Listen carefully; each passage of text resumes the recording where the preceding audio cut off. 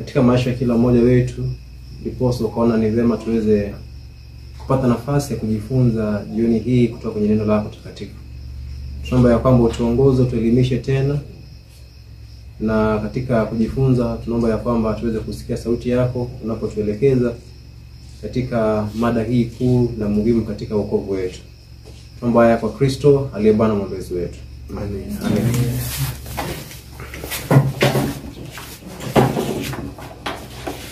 Tunapoingia katika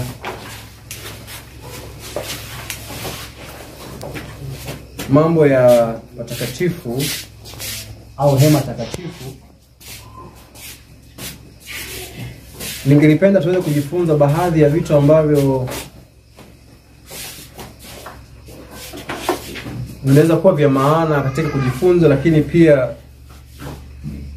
siko kwenye uwepesi wa kuingia kwenye mambo ya ndani sana, kabla sijaweza kukua na uhakika kwamba angalau watu ambao tunatarajia wamefika kwenye somo au kwenye makambi yetu tunapoenda kuingia kwenye masomo rasmi, angalau tusiweze kupoteza awai mtu yeyote ambaye angeweza kunufaika katika majifunzo yetu.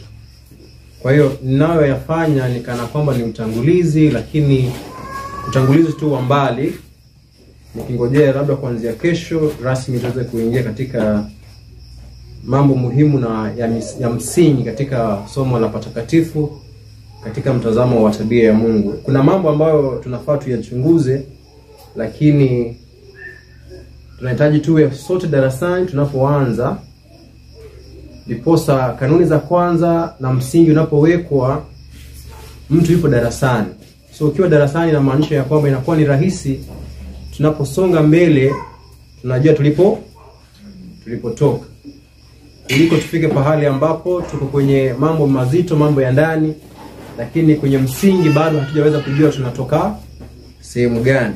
So katika jioni ya leo kwenye devotion hii, ningelipenda tu tuangalie kitu kifupi tu kuhusu patakatifu katika njia fupi kabisa, ambayo ni kuangalia maana ya patakatifu na kanuni fulani za uzima za kiroho ambazo tunaweza jifunza kutoka kwenye somo hilo.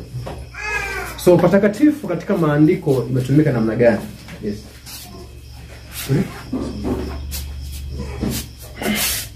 Patakatifu katika Biblia imetumikaje? Au sanctuary katika maandiko imetumika katika maana ipi? Ndio somo ambalo ningelipenda tuweze kuwa nalo. Itakaka na kwamba tu ni theoretical, but tutaweza kuborrow some principles kutoka kwenye baadhi ya definitions ambazo zipo, alafu tutaweza kufunga somo la jioni. Now, dictionary moja ya Noah's Webster inapeana definitions kadhaa kuhusu patakatifu. Definition hizo nikachukua 6. Kwa hiyo nilikuwa najaribu tu ninapojifunza kuhusu patakatifu nikasema ni vizuri kwanza kujua definition ya hili neno sanctuary inamaanisha nini, and then ninaweza jifunza kitu kipi kutoka kwenye the meaning of the word sanctuary, just before even niingia katika kuangalia the details of what, yani umuhimu au ujumbe. Details ni taarifa kwa jumla au nini, taarifa kwa ndani. Kabla tujaingia kuangalia taarifa kwa ndani kuhusu patakatifu, nikataka tu kujua maana ya sanctuary tu yenyewe ina radha gani katika mtu anaposikia sanctuary, what comes to your mind. By the way, unapoenda kwenye sehemu fulani ya serikali, mahali ambapo wanyama ambao wako katika hali ya hatari wamewekwa, sehemu hilo huwa inaitwa namna gani? For example, assume kwamba Tanzania imeweka na hifadhi fulani mahali ambapo wanyama fulani ambao maisha yao yako kwenye katika hatari ya kuangamizwa na kupotezwa. Sehemu hilo huwa inaitwa namna gani? Sorry? Yeah? Eneo lililotengwa. Kwa Kiingereza wanasema namna gani? Is a sanctuary. For example, if you go to Nairobi upate wale wanyama ambao wako in danger of extinction, kwamba wana window, wanaweza kuwa katika hatari ya kupotezwa. Kuna mahali wamewekewa sanctuary, yani a place of safety. Sio? But anyway, from Webster Dictionary inasema hivi. The first one wanasema a sacred place. A sacred place, alafu akapeana katika Wayahudi hema lile lililokuwa Yerusalem, yani hekalu lililokuwa Yerusalem, lililokuwa inaitwa patakatifu patakatifu mno. Alafu anasema Leviticus 4:5, Leviticus 4:6, Hebrews 9:2. So hii ni Webster Dictionary ambayo kwenye estate, sio? Webster Dictionary mnaipata kwenye estate ya Ellen White, sio? Sijui kwa nini wakaona kwamba wao waweke Webster hapo. Wao wanasema kwamba ndio ambayo Ellen White alikuwa anatumia. Nasemaga hivyo au vipi? Iko hivyo haiko hivyo?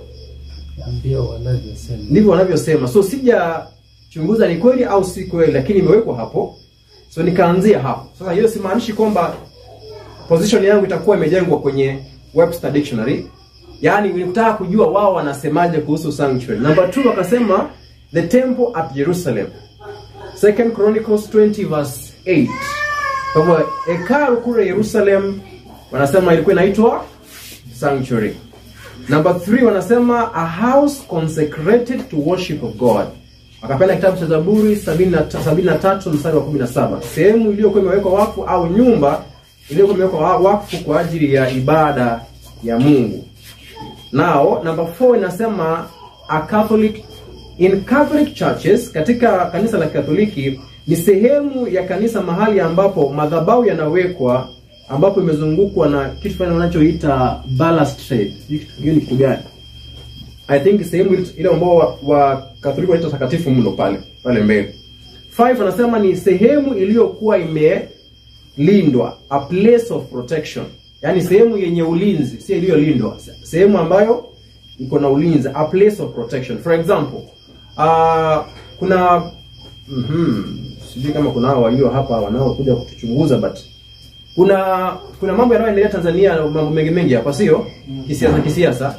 So wale ambao wanatoroka Tanzania wanaenda kujifunza sehemu fulani, nchi fulani, sehemu hiyo inakuwa nini? A sanctuary for them. Sehemu ambao wako na sehemu ya makimbilio, as place of protection. So neno sanctuary inaweza maanisha hivyo. Number 6 anasema a shelter. Sehemu ya kupata shelter ni kinga. Alafu pia inamaanisha protection, vitu kama hivyo. Sasa hiyo ni kuangalia tu Webster anamaanishaje anapozungumzia neno sanctuary. So nikafanya hivi. Mimi nikafikiria ni vizuri nianze kutrace the word sanctuary kwa Biblia, alafu nijiulize from whatever naona jinsi ambavyo neno sanctuary imetumika, ninaweza jifunza nini kuhusu sanctuary. Kitabu cha kwanza nilichopata ni Leviticus 4:6. Leviticus 4:6. Kitabu cha Walawi 4 mstari wa 6 inasemaje? Walawi 4 mstari wa 6.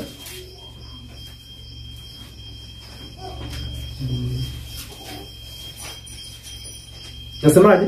Kwa usomaji wa wepesi.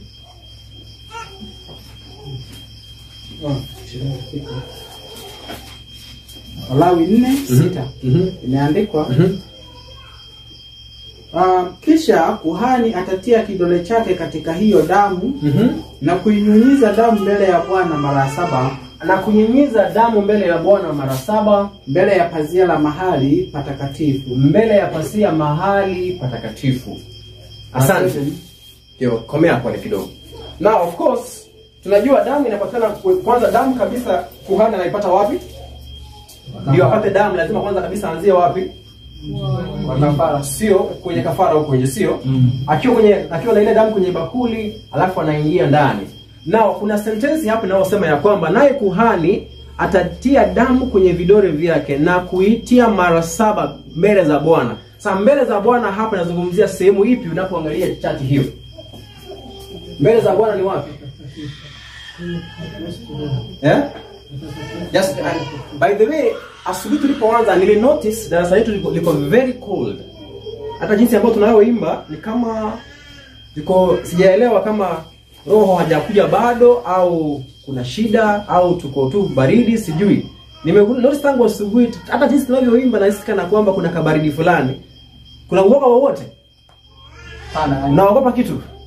In case of singing, nilikuwa ninaona mimi wimbo tutauzoea tu kwenye hiyo nani. Hata achana na wimbo wangu, asubuhi tulipoanza kuimba kabla sijafika hapa, mwalimu alipokuwa anaimbisha wimbo wa kwanza.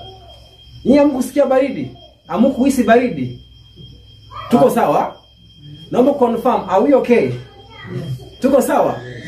Tusiwe na hofu yoyote. Hapa hakuna kulazimishana chochote kile. Ni kushare two different ideas na tunazishape, tunachukua kile ambacho ni kina uzito, sio? Tuwe huru, tusiwe na wasiwasi, you just speak your mind. Wewe unaonaje? So anasema in Leviticus 4:6, mwoga atachukua damu alafu atanyunyiza mara 7 mbele za Bwana. Sasa nauliza swali, hapa mbele za Bwana ni wapi? Nataka tu majibu kwa kifupi. Mbele za Bwana hapa ni wapi? Ni huku. Ni huku. Ni huku. Ni wapi mbele za Bwana? Okay, sasa Bwana kwenye hekalu alikuwa anauhakikisha kuwa wapi? Panaitwaje? Kwenye lugha ya kawaida tunaijua iko namna gani sehemu? Kwa Kiingereza tunasema ni most holy place. Kwa Kiswahili most holy place tuitaje? Au patakatifu sana. Au patakatifu sana, tusiume urimi. But ni patakatifu sana au patakatifu mno, most holy place, sio? Sasa pasia iliyo mbele za Bwana basi ni ipi kwenye kidole changu? Si hii hapa? Sio? Hii ndio pasia tunayoambia kwamba kuhani amwaga nini? Damu. Sasa hapa nataka usikie neno lililotumika hapo ni ipi, pasia ya wapi? Soma. Kwa Kiingereza nasema before the veil of the sanctuary. Kiingereza nasema hivyo, before the veil of the sanctuary. Sasa neno sanctuary hapa limetumika kuashiria nini? Tumesoma fungu la 6. Bas, umeshaelewa? Nafikiria washapata tayari. Hapo neno sanctuary haija refer the whole. Yaani neno sanctuary haijatumika kuwakilisha jengo lote au vitu vyote kwenye nini? Kwenye hema. Imewakilisha point moja, sehemu moja inayoitwa nini? Patakatifu mno. Sasa ukinotice hapo patakatifu mno imeitwa sanctuary, but in real sense tunajua kwamba pia sanctuary ukinapozungumza patakatifu kwenye mawazo kwa jumla huwa tuzungumzie patakatifu mno, tunazungumzia the whole. Tunazungumzia sehemu yote, sio? Lakini pia maandiko huwa yanatumia neno sanctuary ku refer what? But why? Kwa nini? Kwa maana kama basi tutakumbuka zile definitions za Webster, sanctuary ni sehemu mahali ambapo Mungu anafanya kitu gani? Anapatikana. Kwa mfano, kumbuka kuna definition iliyosema ya kwamba a house consecrated to worship, called the holy of holies. Kuna kitu kingine hapo kweli? Hamna hiyo. But anyway, the point ni kwamba patakatifu ndio kanaitwa sanctuary, kwa maana sanctuary ni sehemu ambayo Mungu anahakikisha kuwa hapo ndipo anapopatikana. So katika fungo lile la hekalu lile, mahali ambapo uwepo wa Mungu ulipokuwa unadhihirika panaitwa sanctuary, kumaanisha sehemu mahali ambapo Mungu yupo. Sawa? So that one is to confuse na sanctuary kama the entire. Yaani isikuchanganye tunapozungumzia hekalu kwenye nini? Ujumla wa hema ile. Okay? Tunaelewana vizuri jamani? Now, another place mahali nipata neno sanctuary. Now, I hope you notice my intention kwenye haya yote sijaanza kuingia kwenye somo la mambo haya. Hii inamaanisha nini? Hii inamaanisha nini? Just trying to digest neno sanctuary inamaanisha nini na inajifunza kitu kipi. Now, kitabu cha Numbers 18:3. Numbers 18:3. 18:3. Imeandikwa Hesabu sura ya 18 fungu la 3. Nao watashika ulinzi kwa amri yako na ulinzi wa hema yote, lakini wasikaribie vyombo vya patakatifu wala madhabahu, wasife wao pamoja na ninyi. Naomba waze vizuri. Naomba nirudie. Nao watashika ulinzi kwa amri yako na ulinzi wa hema yote. Asante. Kwa hiyo usikae. Laini ya kwanza amesema washike ulinzi kwa nini? kwa amri Ehe. yako. Washike nini kwenye amri hiyo? Wanafaa wafanye kitu gani? Ulinzi. Ulinzi wa nini? Le sentence ya kwanza nini imetumika? Hema yote. Now notice sentence ya pili nini imetumika?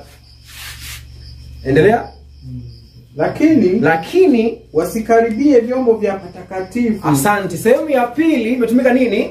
Patakatifu. Sehemu imetumika nini hapo? Vyombo vya wapi? Haya. Patakatifu, jinsi ambavyo patakatifu imetumika hapo na ile ya kwanza ni kitu moja? Hapana. Ile ya kwanza ilikuwa inazungumzia wapi? Sema yote. Ile ya kwanza ulioisoma, ile ya kwanza, ile ya kitabu cha sawa. Ile kitabu cha Leviticus. Patakatifu mno, sio? Lakini hapa kwa Hesabu 18 mstari wa 3, patakatifu imetumika kuwakilisha nini? Eneo lote. Mahali vyombo vipo, sawa? Kumaanisha hema hili yote, sawa? But kuna point ya msingi ambayo nataka tuongeze kwenye definition zetu sasa ya pili. Definition yangu ya pili ama nilichojifunza cha pili ni kwamba patakatifu na hema ni kitu moja. Yaani hema na patakatifu ni kitu moja. Nimekosea? Nimekosea?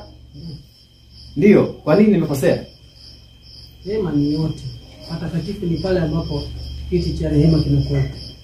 Patakatifu wa patakatifu. Sasa unajua patakatifu hiyo ni most holy place, sio? Na tumesema tayari most holy place inaitwa pia sanctuary, but also sanctuary tumepata hapa inatumika kumaanisha the entire tent. Sasa unanielewa vizuri? So unaposoma maandiko lazima uone katika kila context ujiulize, na hapa nini Mungu anafanya nini? Anarifaa, sio? Sasa anapozungumza kwenye kitabu cha Hesabu, point hapa naomba nifafanue. Maagizo haya ni Musa anampatia Aaron. Anamwambia ya kwamba yeye na watoto wake ndio watakaokuwa na hudumu wapi? Kwenye patakatifu. Kwenye hema hii. Vijana wa Aaron ndio watakaokuwa wanamsaidia kwenye kazi ya patakatifu hapa. Lakini yeye atakuwa anaingia mara moja kwa mwaka wapi? Lakini kuna kundi lingine la tatu wanaoitwa Walawi. Sawa? Sasa hawa Walawi ndio wanaorejewa hapo ya kwamba wao watakuwa wasaidizi, lakini wasiguze vyombo vyovyote vya nini? Vya hema au sijui kama nielewa vizuri. Mara ya kwanza na Musa anaisema hivi, wasiguze, wani wakue wakikusaidia katika hema, lakini wasiguze vyombo vyovyote vya nini? Kumaanisha kazi yao pale ni assistance. Lakini wasiguze chochote. Wao wafanya kulingana na maelezo. Niletee hii wanakuletea. Lakini wasiguze chochote. Sawa? But cha msingi hapo kwangu ni kwamba hema, unapozungumzia hema, neno hema ni tabernacle kwa Kiingereza. Tabernacle na sanctuary, they are the same things. Sawa? Unapozungumzia holy tabernacle ama the tabernacle of God, unazungumzia the sanctuary of God. Tumeona vizuri hapo? So, naomba nirudie mara ya mwisho. Sanctuary na tabernacle zinaweza tumika interchangeable. Yaani zinaweza tumika kwa mbadala. Kumaanisha unaweza zungumza sanctuary utumie neno nini? Hema. Sio? Ndio maana Kiswahili nasikia lugha ambayo huwa inatumika sana kwa lugha ya Kiswahili ni hema takatifu. But in real sense, you see, wakati Mungu alipokuwa anazungumza na Musa akamwambia kitabu cha Kutoka 15, hakumwambia amtengenezee hema takatifu, alimwambia amtengenezee patakatifu. Ni patakatifu. Sanctuary. So you know patakatifu is holy place. Sijui kama unanielewa. Hebu fungua kitabu cha Exodus 25 verse 8. Nasemaje? Mnaijua? Naam. Wewe unataja Kiswahili cha Biblia. Exodus Kutoka 15 Kutoka 25 mstari wa 8. Nasemaje? Sema nao walifanyia patakatifu. Now notice. Na wao wanitengenezea nini? Patakatifu. Na pause there. Ukikaa hapo uangalie patakatifu ni wapi? Patakatifu si ni hapa? Chumba cha kwanza. Haya, Kiingereza nasema nini? Let them make me a sanctuary, not a holy place or the holy place, just what? Sanctuary. So Mswahili akatafsiri nini? Patakatifu, sawa? So Mungu anapozungumza kuhusu hema takatifu ni sawa sawa na sanctuary. Sasa sijui kama kuna neno sanctuary halisi kwenye Kiswahili. Halipo. Ndio maana wanatumia nini? Patakatifu. Sawa? But hapo tumeweza kupata point ya msingi. Sasa nina swali. Mbona sanctuary, sasa hapo tunaanza kujifunza sasa spiritual lessons kutoka kwenye that lesson ambayo yani kwa mfano that is intellectual kwamba sanctuary can be used interchangeable na nini na tabernacle, sio? Yeah. So ni nini hasa najifunza hapo? Naweza jifunza nini? Then naomba tujiulize swali pamoja and then tuulize Biblia. Ni kwa nini maandiko wakati fulani iite sanctuary, iite tabernacle, wakati mwingine iite sanctuary temple? Kwa mfano Ezekiel 41 verse 1. Nasemaje? Ezekiel 41, kitabu cha Ezekieli 41 mstari wa kwanza. Inaandikwa akanileta mpaka hekaluni, akaipima miimo, upana wake dhiraa 6 upande mmoja, na upana wake dhiraa 6 upande wa pili, ambao ulikuwa ni upana wa maskani. Now, nani ambaye amenotice kitu fulani pale? Neno temple, hekalu, sio? Limetumika interchangeable na tabernacle. Na notice hapo? Umeona hiyo kitu hapo?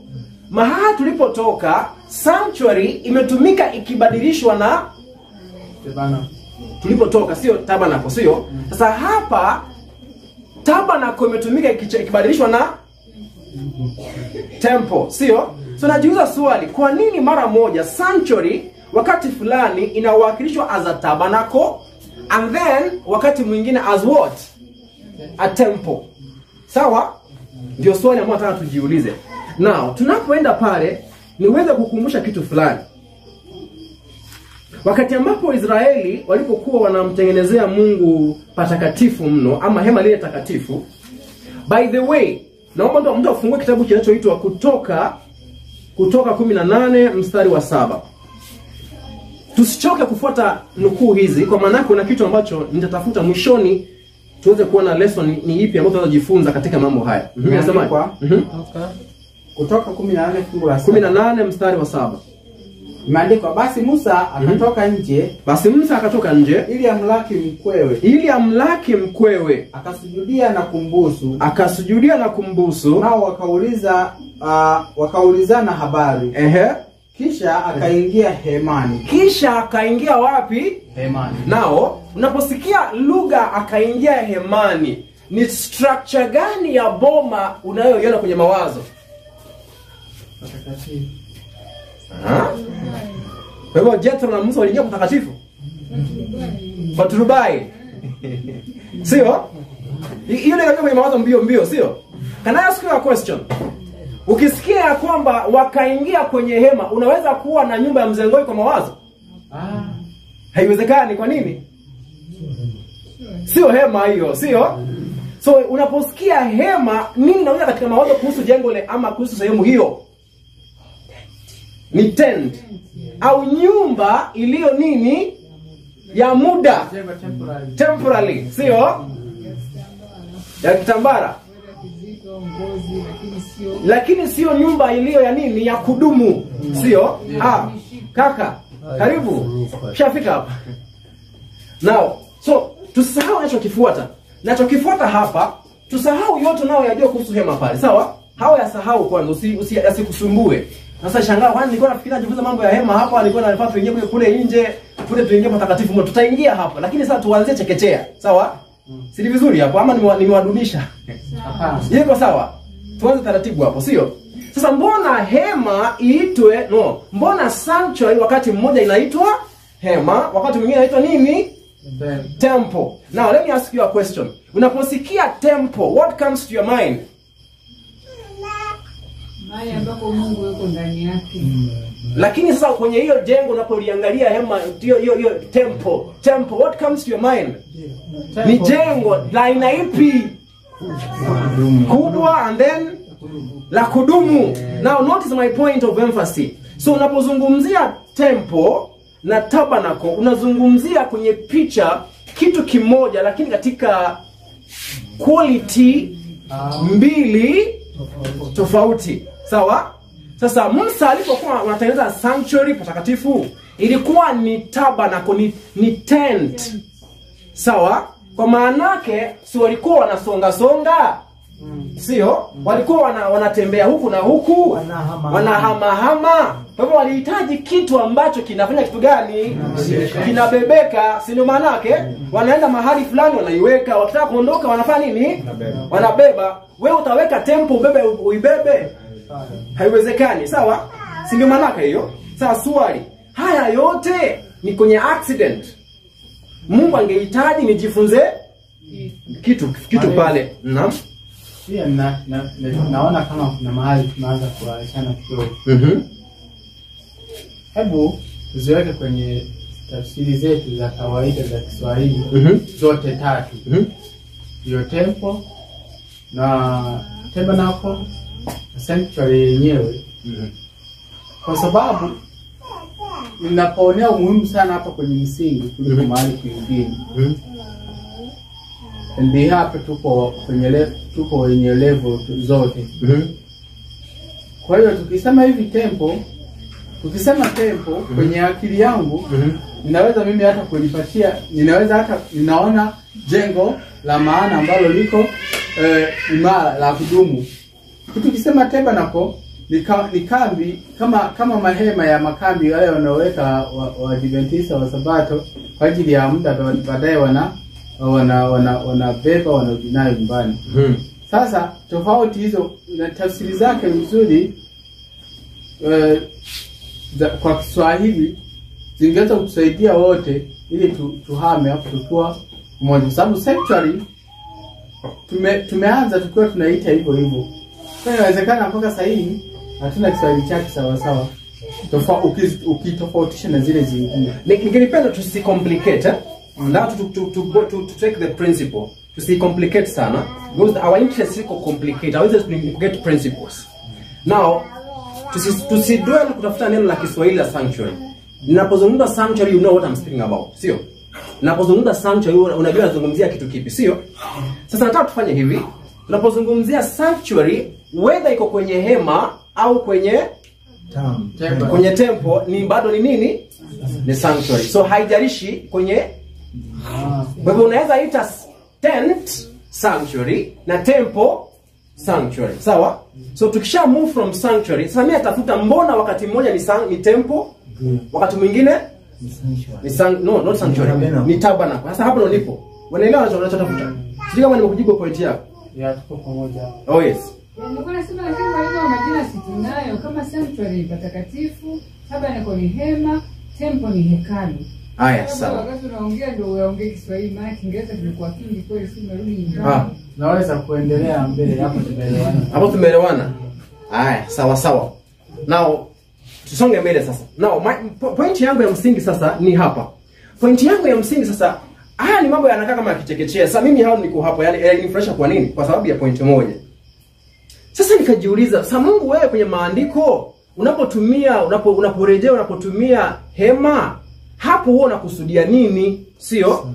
Na unapozungumzia hekalu huwa unakusudia nini? Nijifunze hapo, sio? Sasa kwa maana yake ndio kuna hema na kuna hekalu. Sasa haya yote naweza jifunza nini ambayo yanaweza nisaidia katika kuwaza katika safari yangu ya Ukristo? Nikakumbuka kitabu kimoja kinachoitwa Petro wa pili 1:13. Inasemaje? Petro wa pili sura ya kwanza fungu la 13. Imeandikwa. Yes, soma. Nami naona ni haki. Nami ninaona ni haki. Maadamu nipo mimi katika maskani hii. Maadamu nipo kwenye masikani hii. Kuwaamsha kwa kuwakumbusha. Kuwaamsha kwa kuwakumbusha. Fungu la 14. Asante. Huyu anayezungumza nani? Na maskani hii nini hiyo anazungumzia? Anapozungumza hapo kwenye nyumba ipi? Anazungumza akiwa kwenye nyumba ya nani? Mwili wake. Nyumba ya mwili wake. Unayemsikia anayeongea ni kana kwamba yuko mahali fulani, sio? Ndio. Sio? Lakini unajua binadamu si ni mtu mmoja, huna vipande vipande, sio? Lakini Petro hapa anazungumza kana kwamba yeye yupo ndani ya hema fulani, sio? By the way, maskani, sijui mbona Kiswahili katamka maskani. I'm not sure kama takuwa niko sahihi. Nyumba ya Mzengoi ni maskani yake, si maskani yake? Maskani yake, sio? Lakini hawezi ita hii nini? Ni si temple, hawezi ita tabernacle. Kwa maana yake kile ambacho Petro amekitumia kwa Kiingereza si maskani kwa general, ametumia lugha specific, yani yani ametumia neno hasa ambao sio tu maskani, ameizungumzia maskani ya aina ipi. Kwa Kiingereza anasema ni katika nini? Katika tabernacle hii au katika tent hii. Sio maskani tu ya aina yoyote ile. Anasema hivi, kadri nilivyo kwenye hema hii, ndio nafikiri ndio ingefaa neno sahihi. Kadri nilivyo kwenye hema hii. Yani pasa niendelee kufanya kitu gani? Wakumbusha. Mbona Petro atumie hapa akirejea hekalu? Kwa maana yake Paulo pia anapozungumza naye pia kuna jinsi ambavyo anavyozungumza. Kwa mfano, naomba uangalie kitabu cha Wakorintho wa kwanza 3:16. Tunafahamu verse inasemaje? Nasema hamjui ya kuwa ninyi mmekuwa hekalu la Mungu. Hamjui ya kuwa nyinyi mmekuwa hekalu la nani? La Mungu. Mbona Paulo anasema mmekuwa hema ya Mungu? Umeelewa? Sisi kama mnaona mimi natafuta nini? Ama mimi mwenyewe ndo nanisumbua. Mimi hapo kuna kitu natafuta. Hapa angalia hapa. Huu mwili wa nje unapita. Sio? Huu tutauacha, huu ni nini? Huu hekalu. Hii ni hema tu. Utaikuta siku moja utafanya kitu gani? Hii sio ya kudumu. Sawa? Hii sio ya kudumu. Sawa? Lakini Paulo anapozungumzia kile cha kudumu, haitumii lugha ya hema, anatumia lugha ya nini? Ya hekalu, temple. Kwa hivyo Mungu anakusudia, ndo maana yake pia kama sijakosea ni Petro huyo anasema tusikae tukiwa tunashughulikia hii hema ya nje ambayo inafanya kitu gani? Ambayo inaharibika. Tushughulikie utu wa nini? Utu wa ndani. Kwa maana yake huu utu wa nje tutafanya kitu gani? Tutauacha. Lakini kile ambacho tutabeba milele na milele ni tempo ya Bwana. Manielewa tutafuta? Kwa mfano, naomba tuangalie kitabu kinachoitwa Wakorintho wa pili. Wakorintho wa pili mlango wa 5 mstari wa 1. Imeandikwa. Kwa maana tunajua ya kuwa nyumba ya Wakorintho wa pili. Wakorintho wa pili sura ya 5 fungu la kwanza. Sura ya kwanza. Wakorintho wa pili sura ya 5 aya ya kwanza. Kwa maana tunajua ya kuwa nyumba ya maskani yetu. Sasa hapo pia sipendi hiyo. Kwa maana anapozungumzia maskani hapo pia kuna kitu amenificha. Anafaa nikumbusha haya maskani ya aina ipi? Haya ni maskani ya uharibifu. Yaani unajua unaponiambia maskani ninafikiria kama ni ile mansion yangu ambayo iko Dar es Salaam huko. Maskani ya kwangu sio? Paulo hapa anazungumzia, ni Paulo sijakosea. Anazungumzia kitu hasa anachokilenga. Hebu waliye na Kiingereza nisomee kabla wewe ndugu akae. Inasemaje? Anasema hivi, for we know that if our earthly house of this tabernacle, nyumba hii ni ya nini? Ni ya hema. were dissolved. Inafanya kitu gani? Inaharibika. We have a building of God, an house not made with hands, eternal, where tuna nyumba nyingine. Maliza mwalimu wa Kiswahili, nasemaje? Naomba nirudie. Kwa maana tajua ya kuwa nyumba ya maskani yetu iliyo ya dunia hii ikiharibiwa. Nyumba ya dunia hii, ndio vizuri hapa. Nasema kitu fulani hapo. Kwa maana tajua ya kuwa nyumba ya maskani yetu iliyo ya dunia hii ikiharibiwa, tunalo jengo litokalo kwa Mungu. Sasa umegundua unasema mimi hapo? Hello. Sijui nyinyi kama mmenotice kuna kitu ambacho hakipo hapo. Nini hakipo hapo kwenye verse anayoisoma kwa Kiswahili? Mnapata kile ambacho hakipo hapo ni kipi? Mnapata hampati, mnasema ndio au hapana? Ni kipi? Nini hakipo hapo? Hebu rudia ndugu tena mara ya mwisho.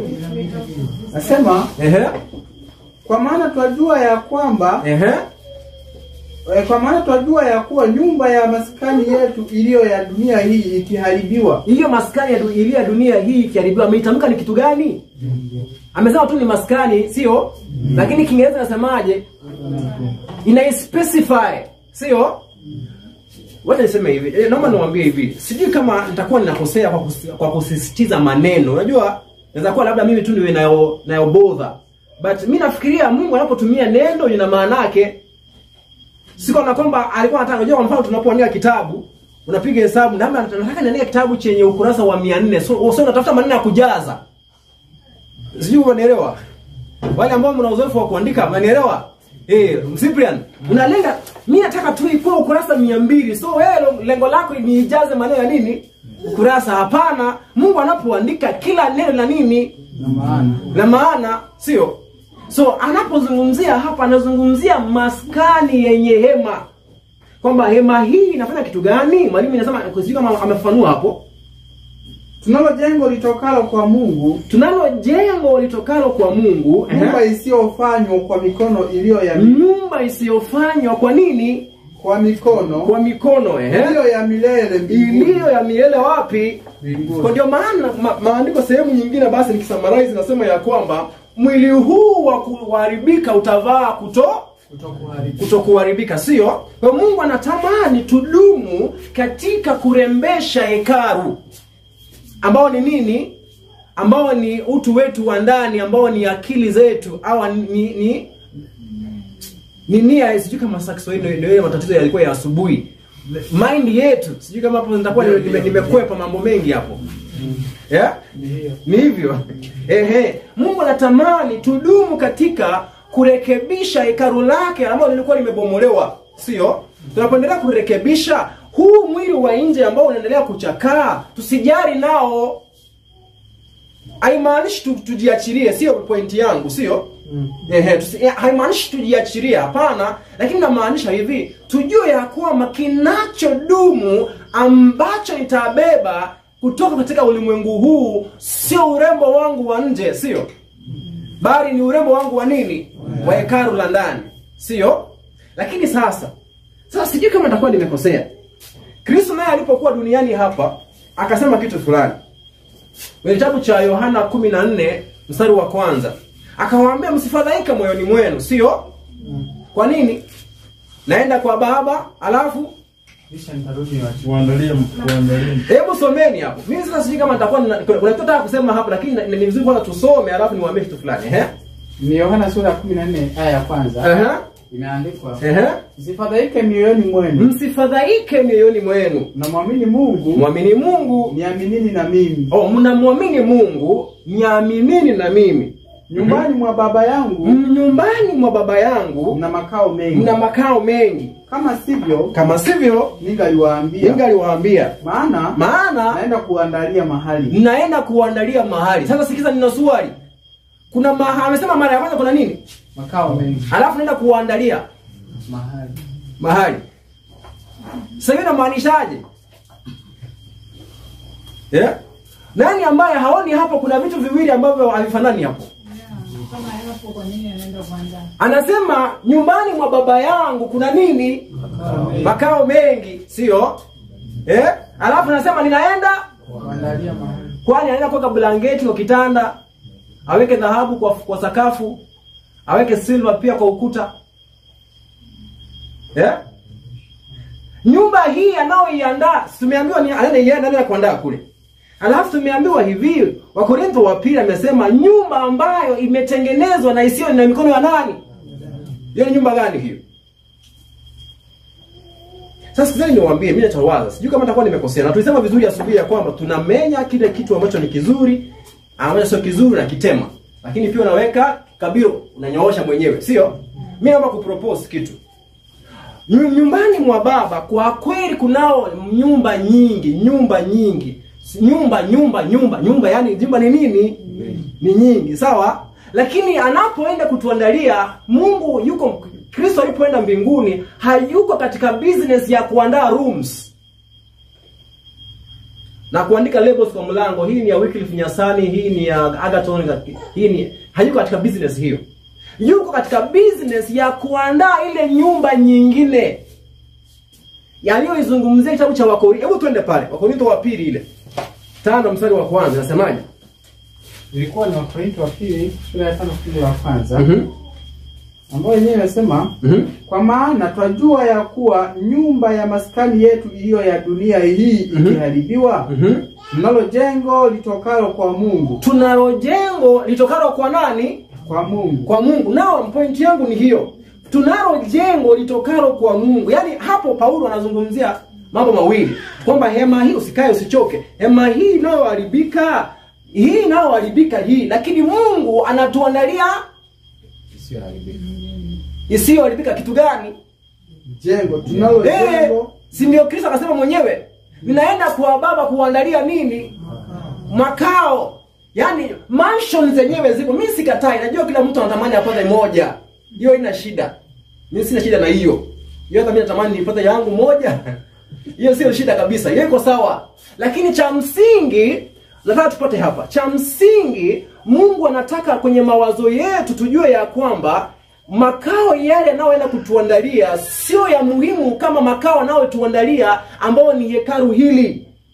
Likuja kuvikwa hali ya kutokufa, hali ya kutokuwa na nini? Ya uharibifu. Sijui kama nitakuwa nimesema heresi kwamba Mungu anatuandalia nini? Makao. Na makao hapo kwenye kitabu cha Wakorintho sio nyumba ya nini? Ya kwenda kulala. Nimekosea jamani? Niko sahihi hapo? Yes. Naomba tusikize ndugu hapa. Kidogo tu hapo. Maelezo yako vizuri na maana ambayo unaielezea tunaielewa. Sasa ili tuweze kuiweka vizuri kwamba maana yake umechukulia tabernacle kwa tafsiri ya hema, mnasi picha inapatikana kwamba hema ni kitu ambacho kikiona ni temporary justice, ndio. Sasa hebu tuone makao ya Mungu haya. Mbona tena Ufunuo Yohana anaona kama ni tabernacle? Ufunuo 21:3, hebu tuisome. Naomba hiyo uiweke vizuri. Hiyo tulia. Hiyo tukiingia hapa hiyo tutainyoosha wenyewe. Sawa. Hiyo yani hapo, yani sasa naona umeenda hapo. Yaani naomba tu tusikimbie kwanza hapo. Hapo hiyo nataka tuende tunaipitia. Iko kwenye ratiba yangu hiyo. Sawa. So mimi cha msingi hapa nataka nisisitize ni kwamba nimewahi nikijiuliza Kristo alipoenda mbinguni anapoandaa hizi makao, kwani hizi makao zitachukua miaka ngapi kuandaa? Hello? Mnaelewa vizuri? Sasa naomba pia niweke caution. Caution kumaanisha niweke nini? Tahadhari, sawa? Nilipota mtu asije akatoka hapa alafu akaenda akasema kile ambacho sikuwa nakusudia, sawa? Mungu anisamehe kama nitakuwa nimekosea, lakini niweke wazi ninachokisema. Sisemi kwamba hatuna makao ya kuenda kuishi ndani. Sawa? Sisemi hicho. Hayo makao sio muhimu kama makao ambao Mungu anaandalia hekalu lake. Sasa napozungumzia hekalu lake, nazungumzia ile kitabu cha Wakorintho ambayo anasema kwamba amjui kwamba ninyi ndinyi nini? Hekalu. Nazungumzia utu wa ndani ambao Mungu atauvisha nyumba. Si ameita nyumba? Ameita nini? Ameitaje? Ameleta nyumba, sio? Ambao Mungu anataka kuvisha nyumba iliyotengenezwa pasipo nini? Mikono ya wanadamu. Si ndio maana yake? Sasa kama ni nyumba ambayo haijatengenezwa na mikono ya binadamu, imetengenezwa na mikono ya nani? Asiye binadamu, sio? So ni Mungu huyo. Lakini Mungu mambo yote huyatenda kupitia nani? Mwanawe Yesu Kristo, sio? Kwa hivyo inatimiza kile ambacho Kristo mwenyewe aliahidi, naenda kuandalia makao. Nimekosea? Niko sawa? So kumaanisha, enyi wa Kristo wenzangu, akili zetu zisikuwe zikidumu kuangalia na kutamani nyumba za dhahabu na silver na kioo cha nini? Bahari ya kioo. Cha bahari ya kioo. Tukasahau kwamba makao hayo yatakuwa tu yani ni kwa kuelekeza mawazo yetu, tusije yani sijui kama nasemaje. Yani picha nisemeje kwa njia nzuri yani. Yani makao yale tunaoyaandaliwa kwa njia moja ni kuwakilishiwa kile ambacho Mungu anakiandaa kwa ajili ya sisi ambao tutavisha kutoharibika. Hiyo ndio tu point yangu. Sawa? Mpaka hapo nani ana swali? Mpaka hapo nani ana swali?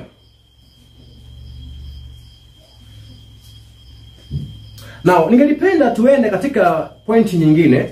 Kitabu cha Waefeso 2:21 nasemaje? 2:21 nasema hivi.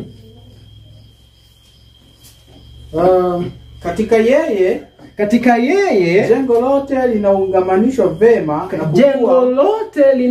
linaungamanishwa vema na kukua hata liwe hekalu takatifu katika Bwana. Asante. Kwa hivyo jengo linalounganishwa hapa tunajua sio majengo ya marigafi ya mfu, ni majengo ya marigafi ya nyoyo za wanadamu walio hai, sio? Na wanaitwa nini? Jengo, sio?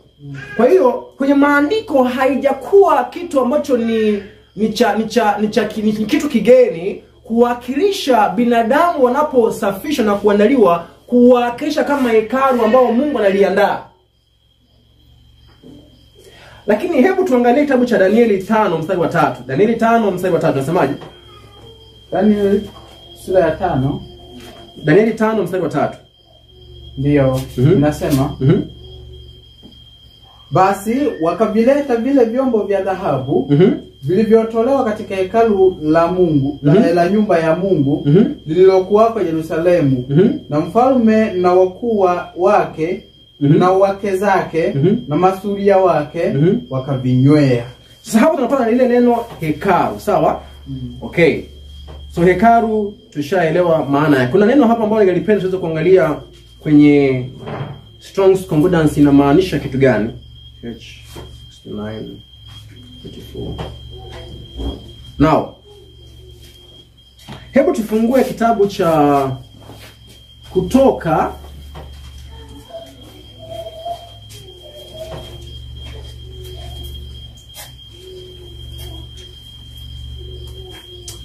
Kutoka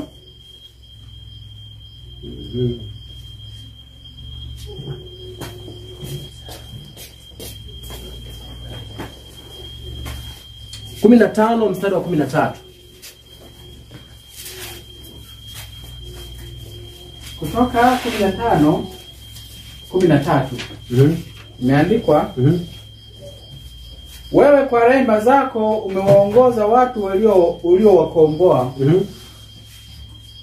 Kwa uweza wako uliwaelekeza hata makao yako matakatifu. Hilo neno makao yako matakatifu alina Biblia ya Kiingereza ni neno lipi? Makao yako patakatifu ni neno lipi?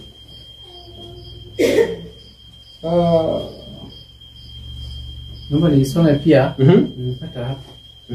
Mwingine anapoendelea kusoma hiyo, mwingine afungue kitabu cha Kutoka 30 mstari wa 24. Kutoka 15 tumesoma fungu la 13. Anasema kwenye hilo neno imetumia holy habitation. Imetumia neno holy habitation. Mahali, na unaposema patakatifu but habitation unamaanisha aje? Ni makao. Yaani habitation ni mahali ambapo mtu anakaa. So ni mahali patakatifu, mahali ambapo Mungu mwenyewe anafanya kitu gani? Anakaa. Okay? Now, Exodus 30 verse 24. Nasema Kutoka 30 fungu kutoka 30 fungu la 24. Nasema nakida shekeli 500 kwa kuiandama shekeli ya mahali patakatifu na mafuta ya zeituni kiasi cha vibaba 5. Fungu la 25 imeisha hivyo. ndio. Hebu rudia. Nakida shekeli 500 kwa kuiandama shekeli ya mahali patakatifu. Hilo neno hilo la mahali patakatifu. Mahali nini? Patakatifu. Kwa Kiingereza neno lipi? Of the sanctuary. Now, notice hapo neno patakatifu ni sawa sawa na sanctuary. Sio? Now, njoo nawapeleka hapo. Nawapeleka hapo sababu ya kitu fulani. Nikiguza Strong's Concordance, mwalimu Oscar naomba uje. Nikiguza neno patakatifu ambalo limetumika hapo, najaribu kutrace hilo neno patakatifu ambalo limetumika hapo. Naomba wasomee hapo nikitafsiri. Namba yake hapo juu H what? H6944. Kwamba namba yake kwenye Kiebrania ni namba hiyo 1690. 6944. Haya, sawa? Exact the place. Sehemu ambayo ni kwenye sehemu hakika, sanctity takatifu. Yes, exact the place or thing. Ama kitu, yani inaweza kuwa ni place au kitu. Kwa hivyo neno linalotumika katika Kiebrania linapozungumzia patakatifu inaweza maanisha sehemu, pahali au kitu. Sawa? Tunaelewa. Very abstract sanctity. Maana ya kwamba ni kitu ambacho kiko takatifu au consecrated, au kitu kilichowekwa wakfu. Consecrated thing. Kitu kilichowekwa wakfu, dedicated thing. Kilichokuwa dedicated, sijui maana yake kwa Kiswahili. Hivyo. Sawa sawa. Hallowed thing. Kitu kilichokuwa hallowed sasa pia ni nini? Kitakatifu. Tuende mbele. Holiness. Utukufu. Most holy. Most holy, sehemu takatifu mno. Akachukulia kama ile day portion. Sasa hapo mbele soma kitu kilicho hapo. Saint ni mtu, kitu, pahali. Saint ni mtu, kitu, pahali. Mtu. So the word sanctuary can refer to mtu. Yes. Wangapi ambao mmenielewa? Sasa hapo kuna kitendawili. So ukisoma patakatifu pa Mungu, you need to go careful. Ujiulize katika definition zote ni ipi inayo fit hapa. Unanielewa challenge yangu nayo darasani. So Mungu anaposema hivi kwamba nitasafisha hekalu langu, anazungumzia nini? Usiseme mtu, kwa maana yake pia pahali panaweza itwa nini? Sanctuary. Unanielewa vizuri? So haufai kupreempt your idea. Haufai kuweka mawazo yako kwa kitu unachokisoma. Unaenda taratibu uulize Mungu mwenyewe afafanue hapa. Analenga kunifunza nijue nini hasa anacholenga kukitengeneza. Yaani hapo, mwalimu naomba ukae. Yaani hapo pointi ya msingi ni kwamba neno sanctuary ambao kwa Kiebrania ni Kadesh yaweza maanisha sehemu takatifu, sawa? Au kitu kitakatifu, au mtu aliye nini? Mtakatifu, sawa? Sasa swali. Kwa hivyo Paulo hajakosea, sikizeni vizuri. Paulo hajakosea akisema kwamba ninyi ndio nini? Hekalu la Bwana. Ametoa wapi hiyo? Kwa maana hekalu ni holy habitation. Ni mahali patakatifu, mahali Mungu anafanya kitu gani? Anakaa. So anamaanisha hivi, yeyote aliyempokea Bwana, Bwana anapokaa ndani yake, huyo mtu amekuwa nini? Hekalu. Amekuwa hekalu. Amekuwa, sasa unaposema hekalu ni sawa sawa na amekuwa nini? Sanctuary. So Mungu anapozungumzia sanctuary, anapoisafisha, we must ask ourselves kwamba among definitions zote za sanctuary ni ipi inayoingiana na kwenye muktadha, ni kipi kinachozungumziwa kwenye muktadha huo. Sawa? Okay. Wangapi ambao mnamjua ndugu anayeitwa AGW? Mnamjua AGW? Nani? AG White. AJW. EJW. Ni Elite Joseph Wagner, sio? Now, kitabu kimoja kinachoitwa The Everlasting Covenant. Kuna mada ambayo mwalimu amekuwa akizungumza hapa. And by the way, unajua hatujakaa na yeye tuanza kuzungumza kwamba wewe ufunze hii na mimi nifunze hii. So ukiona zinaingiana, wewe msifu Bwana kwa maana yake, Bwana mwenyewe kaunganisha. Sawa? Mimi na yeye kuna mahali sijampatia notes zangu. Sasa anasema hivi, na yeye of course hajanipatia zake. So naamini ya kwamba Mungu alikuwa anatamani kwamba tu dwell katika somo la kujaribu kuangalia ujumbe ule ambao tutumia kama kanisa. Na kitabu kinachoitwa Everlasting Covenant, na vile mwalimu anavyosema, nilipokuwa pia mwenyewe napojaribu kuangalia, nilikuwa interested kujua naweza pata maneno moja kwa moja yaliyokuwa yanazungumziwa ama yaliyozungumzwa na mandugu hawa wawili katika mkutano ule. Nikapata mengi nao yapata, ninao yajua, ninao yasoma, either ni maandishi ya EGW ama A.T. Jones baada ya mkutano. Mkutano masaa yameshaisha. Yaani au watu wengine wanapozungumzia walichofanya nini? So baadhi ya vitabu ambavyo wako na meandika vinavyozungumzia mambo hayo ni hiyo inayozungumzia Everlasting Covenant. Na katika Everlasting Covenant kuna baadhi ya vitu vingi ambavyo viko pale ndani, lakini mimi ningelipenda niweze kumenya kitu kimoja katika mada yangu ya saa hizi. Anasema hivi, the word sanctuary, neno nini? Sanctuary signify holy place. Inazungumzia sehemu takatifu. And every abiding place of God is necessary holy. Na kila sehemu mahali Mungu anapokaa ni nini?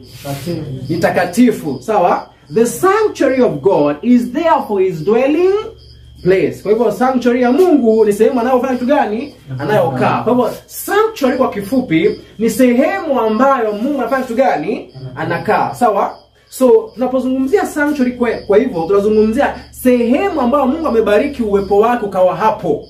Sio? Na mahali ambapo Mungu yupo, basi anasema kwamba lazima iwe nini? Takatifu, sio? So kama sio takatifu na ilikuwa ni makao yake, then Mungu ako na responsibility ya kuanza kuisafisha ndiposa iwe nini? Takatifu, sio?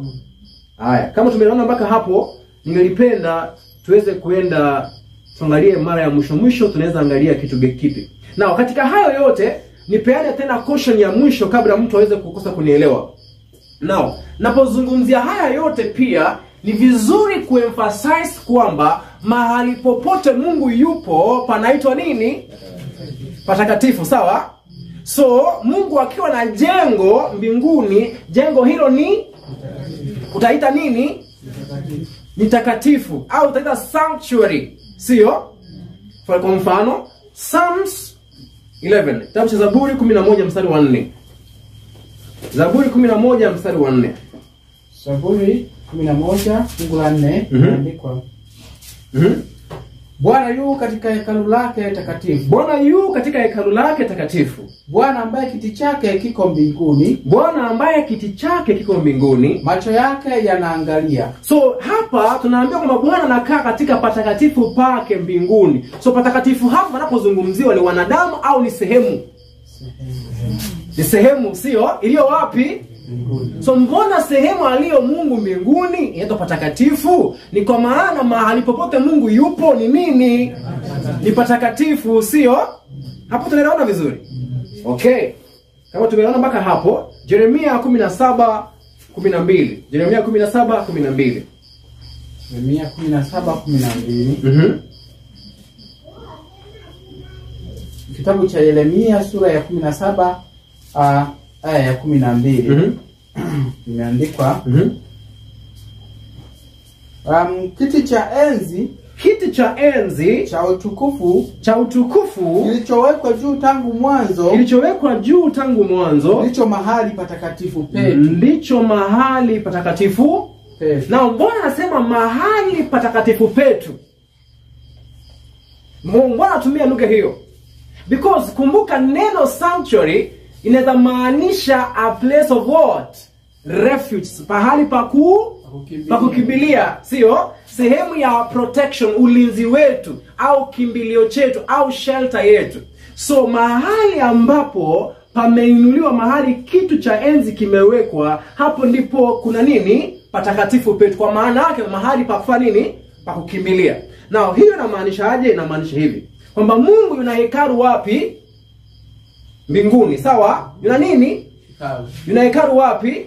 Mbinguni. Na mahali popote Mungu yupo lazima pawe patakatifu. Kwa hivyo hekalu lake mbinguni utaitaaje? Patakatifu pa nani? Pa Mungu, sio? Verse ya mwisho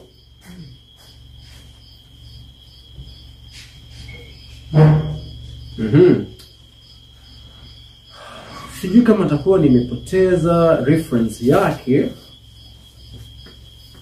lakini kuna verse moja inayosema hivi, nimepoteza reference, nitaweza confirm. Look down from your holy habitation from heaven and bless your people Israel and the ground that you have given us, as you swear to our father, a land flowing with milk and honey. Kwamba unatazama kutoka patakatifu pako wapi? Mbinguni. Na uwabariki watu wako nini? Israeli. Na hiyo version ambayo nimeisoma ni English Standard Version. Hiyo verse naweza kuconfirm nimetoa wapi, but ni kama tu nimeandika tu verse 15, siweza kuandika chapter ni gani na kitabu ni kipi, but I'm sure nitaweza kupatia hiyo, sio shida. Bali kesho taanzia hiyo. Now Messenger Bible inasema hivi, Messenger Bible Translation inasema hivi, look down from your holy house. Angalia kutoka wapi? Nyumba yako nini? Takatifu. Bless your people Israel. Bariki nini? Watu wako Israeli. Now notice there, so Mungu hapa anahakikisha kwamba anaangalia kutoka wapi? Mbinguni. Kutoka pointi ipi ya mbinguni? Kutoka nyumba yake. So hiyo nyumba yake inaitwa namna gani? Patakatifu pake, sawa? So mbona anaweka verses hizo zote katika kumalizia kwangu? Naziweka zote kumaanisha ya kwamba Mungu yuna hekalu wapi? Mbinguni, sawa? Na linaitwa hekalu takatifu, patakatifu pake, kwa maana mahali popote Mungu yupo lazima pawe nini? Patakatifu, sawa? Tukishapatana mpaka hapo, then niwakumbushe mbona nimewapeleka kwenye somo langu nzima. Somo langu nzima linakusudia kusema hivi, tunapoingia kuanza kujifunza kuhusu patakatifu, tusiingie na presumption. Au presumption ni nini? Presumption, mawazo tangulizi ambayo yana limiti. Presumption. No, ama neno linalotafuta labda ni preconceived ideas and opinion. Yaani tunapoenda kujifunza kuanzia kesho patakatifu, tunapoanza kuanza kujifunza baadhi za vitu ambazo ni kawaida tunavyovifahamu, usiingie na mtazamo wako wa awali kwa kila fungu. Sasa itakuwa ni vizuri katika kila fungu unapoingia ujiulize, kwa yote ambao jana na tumekuwa tukizungumzia, ambao ni leo sasa, yote ambao tumekuwa tukizungumzia kuhusu hekalu, ni ipi inayoingiana na nini? Na vasi hii, sawa? Tumeelewa vizuri? Na tukishafika hapo, yeyote asije akawa uncomfortable aka-conclude darasani ya kwamba nimeenda Songea nikapata watu wanajifunza ya kwamba hamna hekalu wapi? Manielewa? Are you getting me? Now prepare, kwa sababu najua barabara itakuwa bumpy. So is it clear? Is it clear? Wangapi ambao wamenielewa jamani? Mungu awabariki. Tuweze kuomba.